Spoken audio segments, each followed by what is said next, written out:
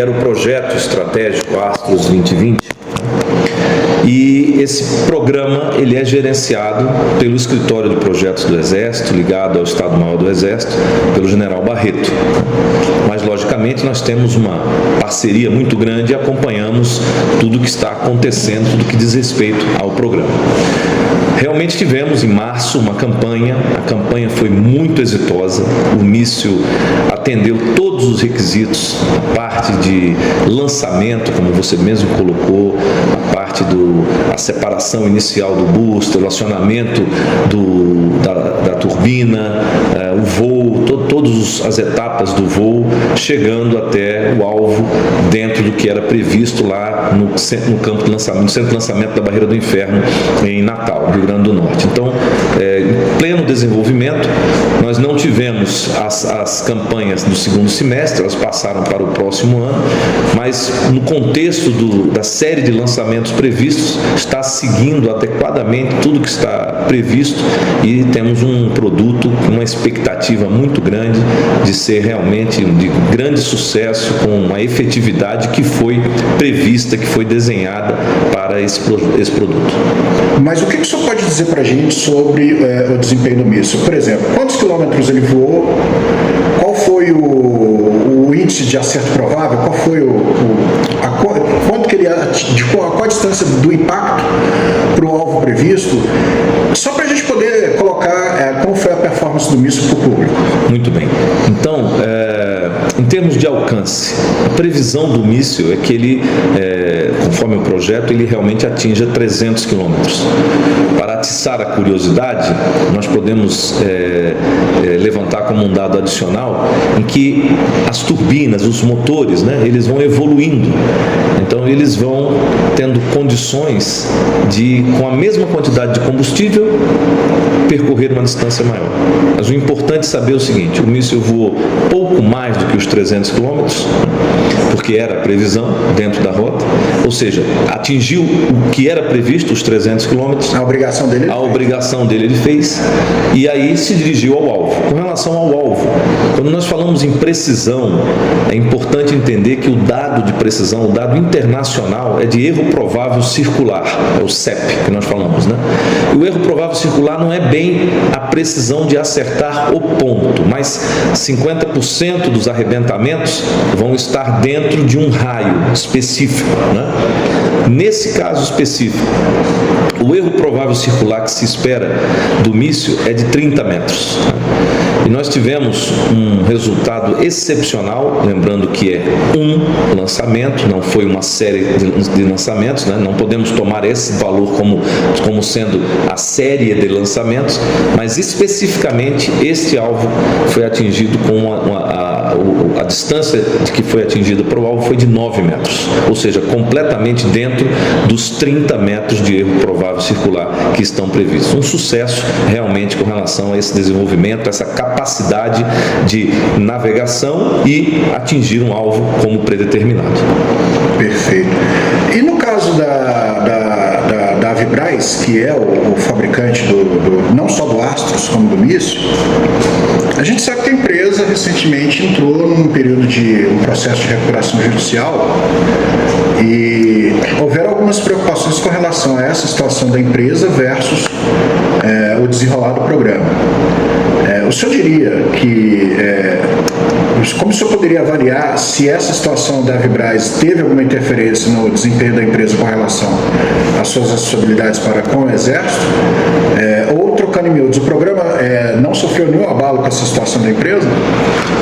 Logicamente, toda situação desta natureza, uma recuperação judicial, a parte financeira, isso logicamente tem algum impacto. O mais importante é que nós estivemos na empresa há cerca de um mês e meio, e tivemos uma palestra com os dirigentes, com os responsáveis, e percebemos o comprometimento, primeiro em sair dessa situação. Então, todas as ações que estão sendo feitas pela empresa, em conjunto com o Ministério da Defesa, o próprio Exército, as Forças Armadas, para poder suplantar esse momento. É um momento, mas é um momento que eu acredito que será em breve superado.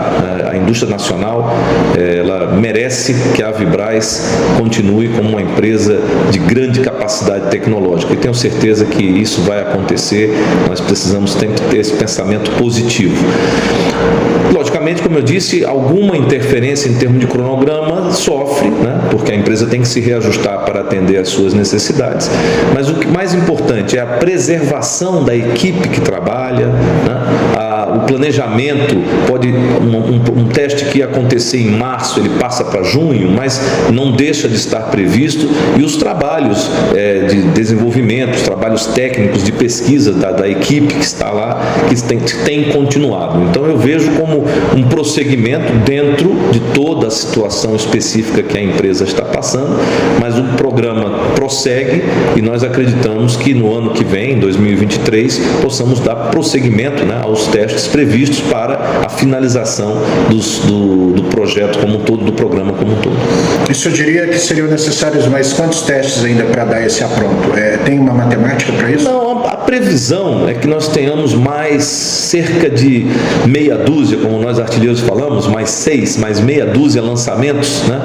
Alguns mais de telemetria, ou seja, a cabeça de guerra, ela vai apenas com equipamentos para poder gerar a telemetria, dados importantes, e talvez os últimos 4, mais 2 desses com telemetria, e alguns com a cabeça de guerra ativa para poder ver o impacto do voo e da execução, ou seja, fase final de certificação.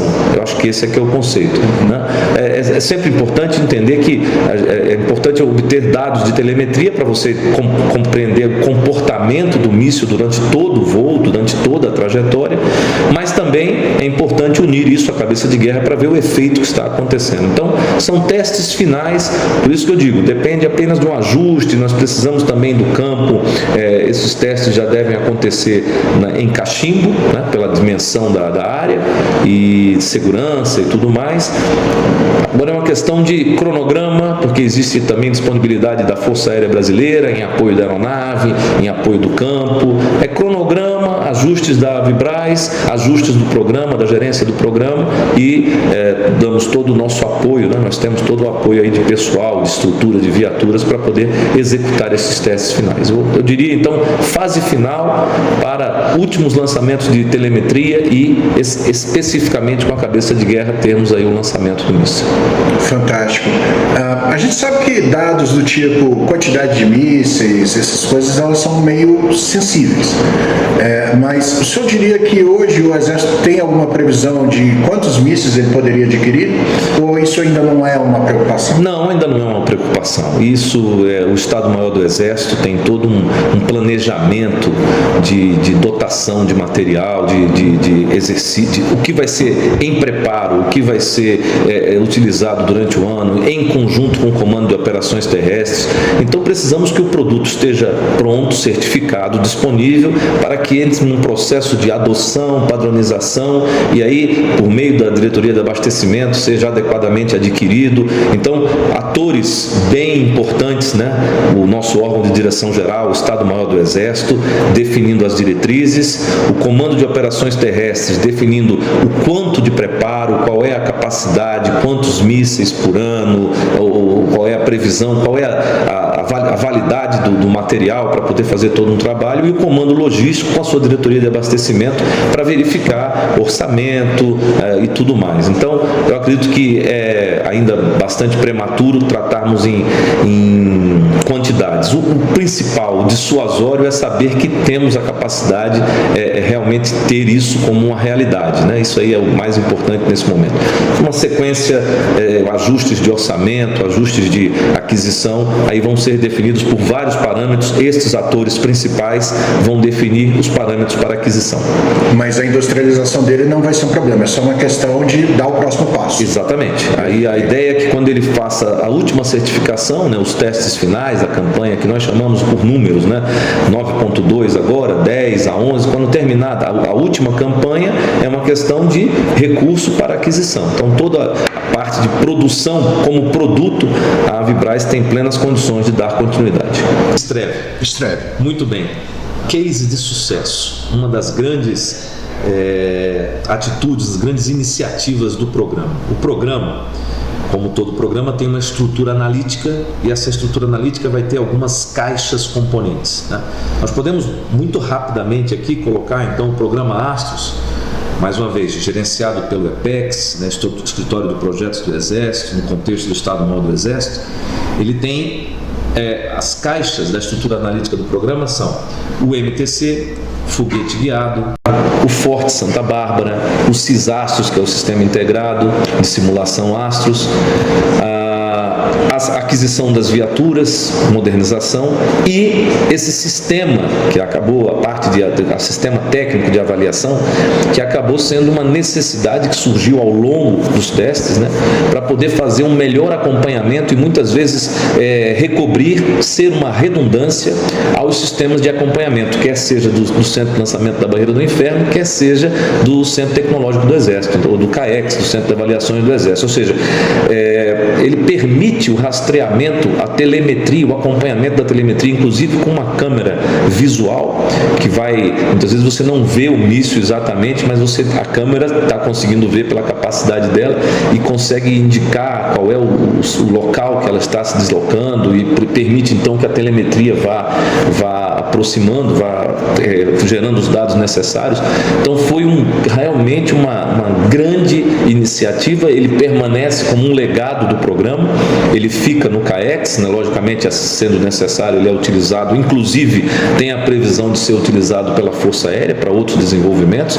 Então, para além, muito além do que foi o desenvolvimento do programa, propriamente do Astros, o Estreve veio como realmente uma ferramenta poderosíssima para todo esse desenvolvimento de controle de trajetórias, trajetografia, com a telemetria específica de dados de velocidade, alcance, altitude, comportamento do sólido em movimento ali, do que está voando. Então foi muito, muito importante, recobrindo, como eu disse, além de ser uma redundância, em alguns momentos, todos esses equipamentos eletrônicos, por vezes, têm algum pequeno problema, deixa de operar numa determinada faixa, e o Estreve, nos lançamentos em que atuou, ele permitiu manter o acompanhamento do míssil em toda a sua trajetória. Foi um verdadeiro sucesso, como eu digo, um legado, não somente para o programa, mas também para o desenvolvimento da indústria nacional. E com o adicional, o que eu acho muito bacana é que a gente não precisa ir mais para o exterior para usar campo de tiro e campo de prova alugado, né? Igual a gente fazia na África do Sul, né? Exatamente.